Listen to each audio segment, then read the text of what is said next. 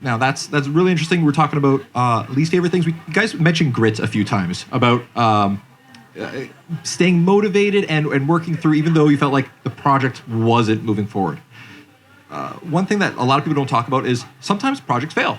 Sometimes they have to be axed. And you get back on the horse, maybe the project becomes a new thing. Sometimes it doesn't become a thing at all, and you just start working on a brand new project. Have you guys ever been on a project that has failed? Now, I've been doing this for 17 years plus, and I've worked on several projects that never saw the light of day. I was lucky to work with an individual for 5 years. He never saw any of his projects being published. And I just saw the motivation drop on him. I'm happy to say he's had several projects since that have been published. My name's there, my name's in the credits. I'm very happy, but that happens. Can you guys talk about anything that hasn't come to fruition? Yeah, so I've definitely had a lot of different projects over the years. There might be ideas that don't fully conceptualize, or maybe projects that do get into some sort of further stage of development, and then something happens, it kind of falls apart. I mean, the thing is, I think it's important, and this is what you're kind of mentioning with the motivation, is it's sort of important to, it's like when these things do happen, how do you, I guess, continue? But I think one of the key things is just sort of like endurance. Like one of the things that, and I actually forgot to mention this when I was talking about what motivates me or how do I keep myself motivated, is similar to Gavin, when he sort of watches speeches and stuff, I read, I guess, people's stories on maybe something that's a similar time. Like if I'm going through something hard in life, sometimes you feel very alone, right? Even though we're connected, everyone is connected, we can still feel so isolated. But I think one of the most important things is, for me, when I hear read somebody else's perspective, and it's almost like they feel exactly the way I do, it's extremely, I don't know, that motivates me, because they got through it, why can't I, kind of thing, right? So when I do fail, I kind of just think like, I think back to those people who kind of also went through. And you'll also find that a lot of people who do become successful, whether it be like, for example, Steve Jobs, there's so many things that he was kicked out of his own company at one point, right? How does he keep going, right? So that's the thing is, people probably have had it worse than you. If you failed, sure, like that's bad, but there's a good chance that somebody out there has failed harder or, have gone through worse. So it's so important to understand that and to sort of pick up the pieces and, work with what you've got, kind of thing. So I think I've worked on a couple of projects that didn't see the light of day. The most notable one probably was a project I was really, really excited about. It was actually Stan Lee. He was. Okay, I wanted to ask you about that, but I'm not sure if you're going to bring it up or not. Oh, okay, yeah. So I was at Rainmaker, 2008, 2009. Stan Lee, he had started his own company called POW Studios or something like that. Yeah. And then he was making this brand new project, Legion of Five, right? And I was like, whoa, this is super cool. He went to New York Comic Con, they announced it and everything like that. And they were partnering with Rainmaker to develop the it was going to be I think an episodic TV show or a mini series or something like that, right? And I was there at the right time, right place, and they recognized me, and they asked me to design all the characters, so I designed the characters for this project for Stan Lee. I was fairly new out of school, and I was like, wow, man, I made it, I did it, and then for whatever reason, the project never got made, I think the money got tied up, and that's when I realized like everything kind of has to go right for something to get made. But it was a really, really interesting project. I got personal validation, like, that he was raving about my work. He really liked what I was doing. I didn't get to meet him, but I think once that happened, it was like I felt less insecurity in the industry, but I always would have liked to have seen that thing come to light, to happen and get made. And then the other thing is I was at Gameloft, and I was designing a game. I was doing concept art and some in-game art for it, and it just kept changed and changed. And I ended up leaving Gameloft, and I found out, I think, after that the game never ended up getting made at all. So in animation production, things are a little bit more, if we say we're going to make this thing and it's funded, it's going to get made. But in games, I guess it's not that much. It's like we're going to experiment, we're going to see what's there, and then it might get made, it might not get made. And I realized, like, in production in general, everything kind of has to go right for something to get made, generally speaking, so I am happy when I can even just get something to market, whether or not it's financially successful or not. So when I formed a small company with some of the guys from Gameloft that I used to work with, and we released that game called Buzzle, that was kind of like a nice thing. We actually made a game, got it out there, didn't do well financially, but it was like kind of like we made this thing, we did it, So that was kind of like, I think until you do that, you kind of always wonder if you can, So that was kind of a nice confidence booster. Yeah, that's one of the things that people don't understand. Working on projects, I was working with Disney for some time. It was a better part of a year of my life. And you guys ever seen the end of Raiders of the Lost Ark where they put the Ark and they start pushing it into a big warehouse at the end of the movie? Like, oh, that's where my life is. There's 1 year of my life that's in a box in this big warehouse, and we don't get to show it off. NDAs are a big thing, so you can be working for a very long time and nothing to show. That's really cool. I was super interested. I'm glad you brought it up. I didn't want to push. I got their permission, and I might be violating it a little bit, so I'm gonna get in trouble here. At the same time, keep on going. But no, I got their permission at the studio because the project kind of just fizzled out, and I got their permission to I can show the work. Yeah.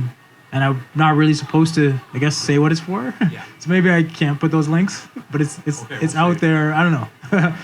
You can use your imagination and try to figure out what's what. But I think it's fairly obvious.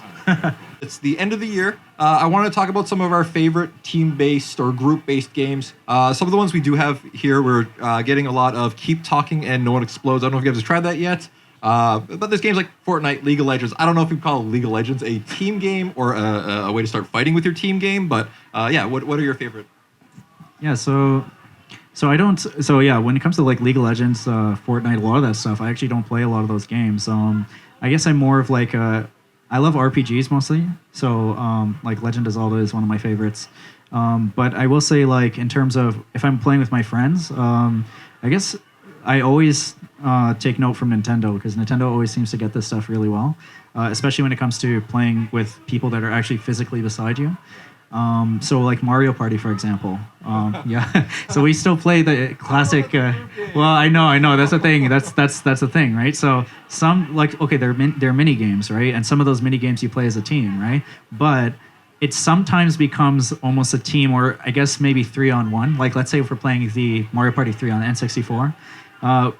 There's one particular guy who's really good at the game, and if we notice him getting too far ahead, if we're on a team with him in a mini game, one of us will purposely throw the game, so he'll get more. There'll be more of a chance for him to lose, right? Because it's got to be. You got to give other people a chance. Some people are, people who are new to the game might not stand a chance, right? So for me, I guess Mario Party, even though it could be very competitive, obviously, but it becomes somewhat of a team effort for my particular group of friends too. So yeah. I actually don't really play the massively multiplayer online games or anything like that. I think for whatever reason, I missed that boat. I made a conscious decision, I think when I was 15 or something, when World of Warcraft came out, to not play it because I had a problem with getting too addicted to games and especially RPGs, and I felt like I'll just lose my life if I play that. And then the boat just totally missed me, and so I've never really played League of Legends or Fortnite or anything like that. But I do play some local multiplayer games. I have two small kids, so I generally look for games that we can play together. So there's a cool game called Pode, Pode. It's I think a Finnish or Danish game or something. I can't remember, but I think it's a Nordic country. It's a 2-player puzzle platformer, and it's really neat. I don't think it's a game from this year. It might be 2017, 2018, but we play that. That's fun. We play like Rayman, Mario Brothers. We play Link's Awakening, so the new GameCube or the new Switch game. That being said, it's only a 1-player game, but we can kind of play together and talk through the puzzles and that kind of stuff. So generally speaking, I look for those games that are family-oriented, kind of story-driven if possible, and have like multiplayer aspects. Not a lot, but that's what I'm looking for. Hearing Gavin talk about sort of single-player games that sort of become collaborative made me think of like Portal, for example. When you're playing like a puzzle-based game like Portal, maybe it might start off as a singular experience, but there might be times where you need somebody else's input to figure something out, and suddenly it becomes collaborative, even though it's technically a single player game. So I think when you achieve that, you've definitely, that's one of the key things in game development, especially if you create a single player game that becomes a collaborative experience. Like, what more can you really ask for, I think?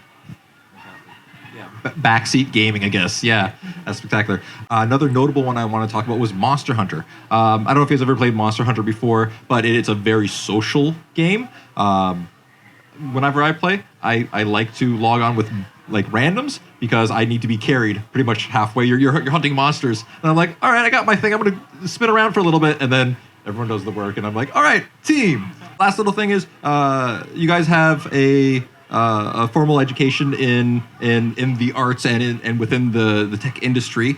I always suggest people sit in on a class. But if there's anything that you guys wanted to suggest for people who wanted to get into game development, thoughts.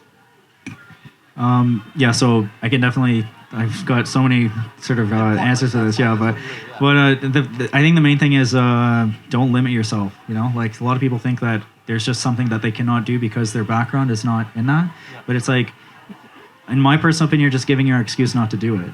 There's so many resources out there available, especially if you want to learn like Unity, for example. That's community driven. It's free, right? If you're an indie game developer or even a hobbyist, right? And there's a whole community. Like, for example, when I was learning Unity, if there's something I did not know, if there's some specific thing that I need to know, I would start a forum or something, right? Like, there's so many resources available to people these days to help them understand these things and learn these things. And by not taking advantage of those things, you're not only hindering yourself, but I guess maybe you don't believe that you can do it. But again, it's what it comes down to, in my personal opinion, is lack of motivation, or you're just giving yourself an excuse not to do it. Even though there's so many reasons or so many ways to learn about those things. To conclude, it would be just don't think that you can't do it specifically because that's not your background. When I was doing my master's degree in digital media, I came in with the mindset that I wanted to learn new things. I wanted to push myself to learn new things, and I would do whatever I needed to do to learn those things. So that was the main thing for me, and I made sure that there are a lot of things. For example, Unity, coding for Arduinos. Those things I wouldn't. If somebody came up to me and said, "Do you know Arduino or whatever?" I would have been like, "Who's Arduino?" prior to my master's, right? So that's the thing. Is there are a lot of things that I learned, and I'm super proud of like where I came, right? And I try to also, when it comes to developing things, especially with my educational apps, is use software like Blender and Unity because those are open source, right? So some people might think, well, they need to have deep pockets to get into this stuff, which is not the case, right? There's just, again, so many resources available for you to get started tomorrow, today, whatever.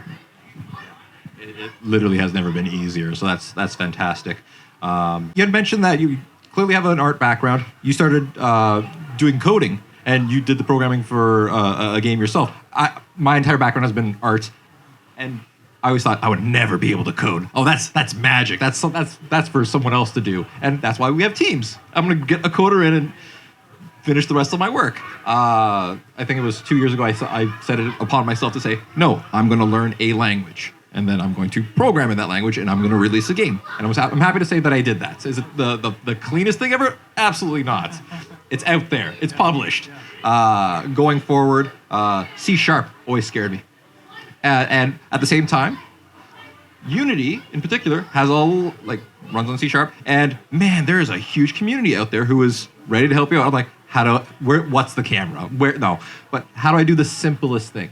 And there is 1,001 people who are ready there to help you. Ask questions. Find someone who has that experience and has that knowledge, and jump onto it, because if I can program, you can program. Yeah, I think same as Rocco said and Michael. I guess the one thing I would say is for learning, I think people are still social creatures, and you can go online, you can kind of be self-taught, and I think for the rare individual, that's the way to go. But I think ultimately what you get in school is you get mentorship, right? You get community, you get your classmates, right? And people kind of working towards the same goal. And you also get accountability, right? And I think that's the kind of the one thing you don't get when you're on your own, right? So it sounds like you set a goal for yourself. I'm going to publish a game by myself. I'm going to learn the code. I'm going to do all that, right? And so you made yourself accountable to yourself, right?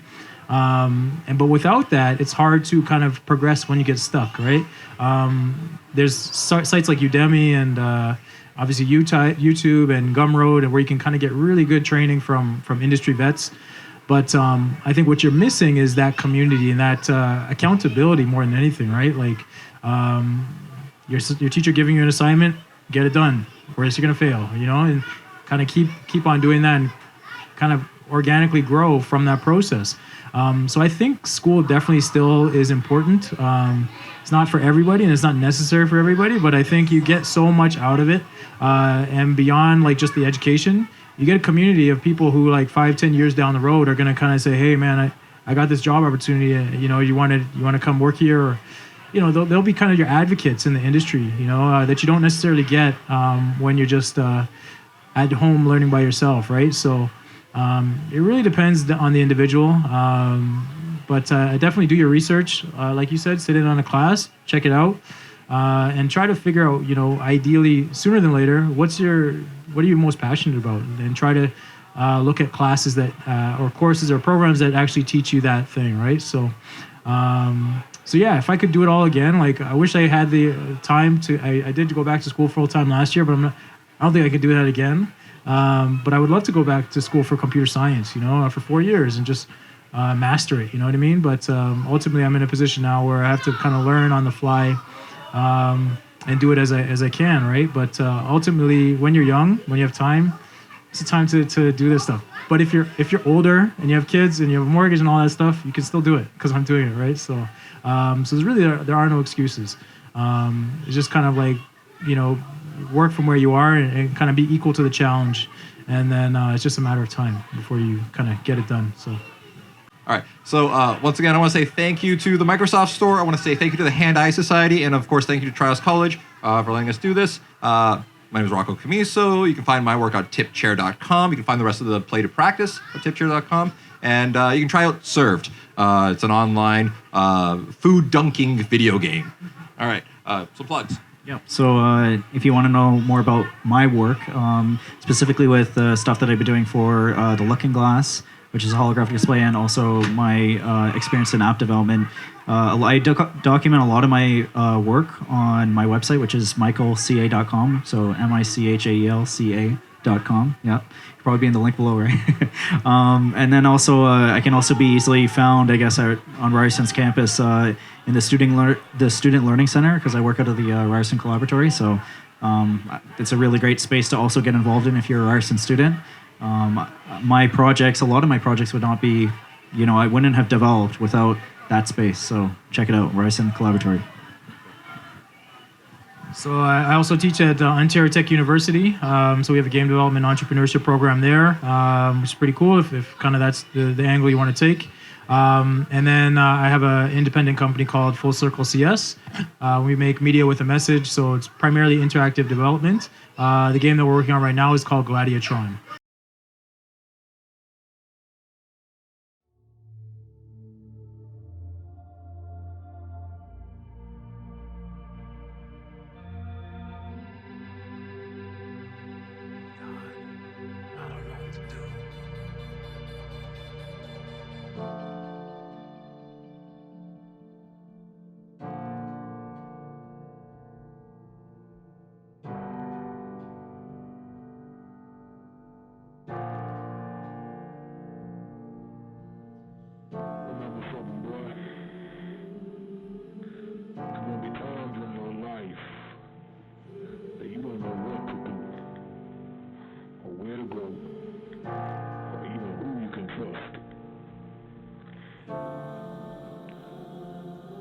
Make sure you stay strong in your faith. And you got to figure out what it is that God wants you to do with your life. And do it. Period.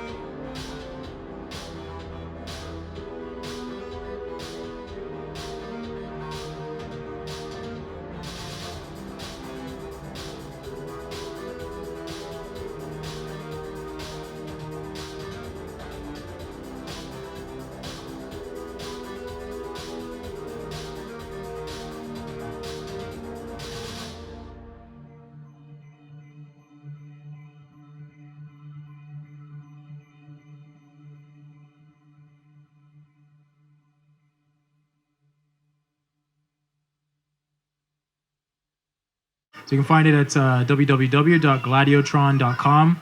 On there, we have like an interactive sequence, which is kind of starting to build out the story of the game. And then the game is currently in development. We're looking at doing a crowdfund in April of 2020. So yeah, if you guys check it out, and you can find me on Instagram, Gavin Ball _doodles.